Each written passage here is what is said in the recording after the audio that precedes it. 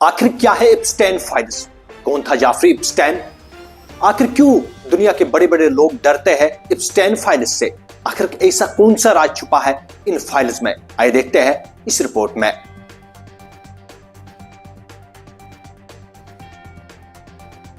इप्स्टेन files, वो खौफनाक राज जिसने दुनिया के ताकतवर लोगों को हिलाकर रख दिया। कौन था जाफरी इप्स्टेन? क्या करता था? बड़े लोग क्यों घबराते हैं और वो कैसे मरा? आइए देखते हैं इस रिपोर्ट में। दुनिया की सियासत, दौलत और ताकत के ऐवानों में एक नाम ऐसा है जिसका जिक्र होते ही खामोशी छा जाती है और पर्दों के पीछे हलचल मच जाती है। ये नाम है जाफरी इप्स्टेन।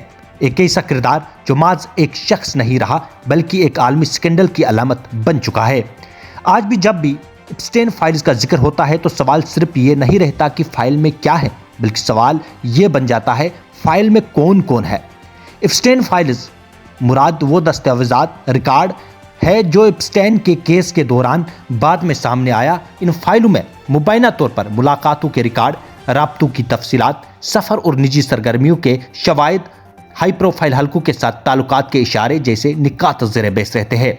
यही वजह है कि इन फाइलों को अवाम एक खुफिया फहरिस्त भी कहती है, जिसके खुलने से ताकतवर चेहरों पर सवालात उठ सकते हैं। जाफरी इप्स्टेन बज़ाहिर एक अमरीकी फाइनेंसर था, जब अमीरों और ताकतवरों की दुनिया में गैर मामूली रिसाई रखता था। उसका तर्ज जिंदगी इंतहाई शाहाना था।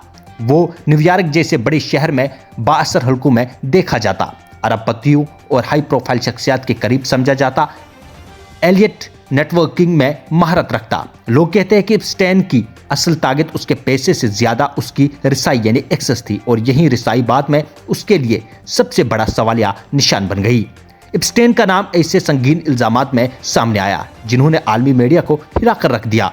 रिपोर्ट्स के मुताबिक उस पर जिनसी इस्तेजाल और इंसानी स्मगलिंग जैसे संगीन इल्जामात लगे।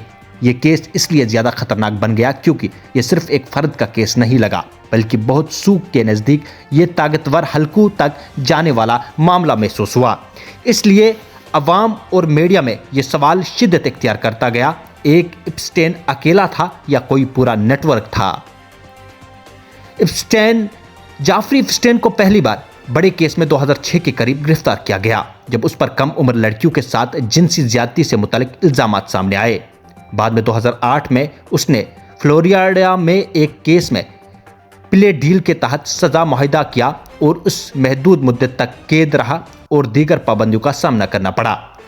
नाक़दीन के मुताबिक उस वक्त उसके साथ होने वाला मामला गैर मामूली नरमी समझा गया, जिस पर बाद में बहुत सवाल उठे। इप्स्टेन को दोबारा जुलाई 2019 में गिरफ्तार किया गया। इस बार इस पर फेडरल लेवल पर संगीन इल्जाम लगाए गए, जिनमें कम उम्र लड़कियों के साथ जिनसी इस्तेसाल और स्मगलिंग जैसे इल्जाम शामिल थे। यह गिरफ्तारी एक धमाके की तरह थी क्योंकि अवाम को लगा कि अब शायद वो सब कुछ सामने आ जाएगा जो बरसों से दबाया जाता रहा। जाफरी इप्स्टेन 10 अगस्त 2019 को न्यूयॉर्क की एक जेल में मुर्दा पाया गया। सरकारी तौर पर इसकी मौत को खुदकुशी करार दिया गया, लेकिन इस वाक़े के बाद दुनिया भर में एक नया तूफान उठा क्योंकि बहुत से लोग इस नतीजे पर सवाल उठाते रहे। साजिश, नजरियात और शुकूक व शुबहात ने जन्म लिया और अवाम में ये बात फैल गई, ये मौत नहीं खामोशी है। यही वजह है कि इप्स्टेन की मौत आज भी दुनिया के सबसे मुतनाज़ा वाक़ात में शुमार होती है।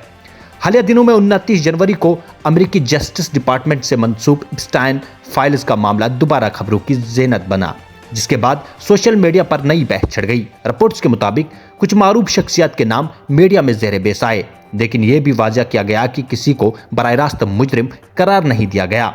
इस दौरान चंद बड़े नामों के हवाले गर्दिश करते रहे, जिनमें बिल गेट्स, एलन मस्क जैसे नाम भी मीडिया डिस्कशन में आए। ताहम इन बड़ी शख्सियात की जानिब से इन इल्जामात और दावों को मुस्तरद किया गया और कहा गया कि ऐसे इल्जामात बेबुनियाद है।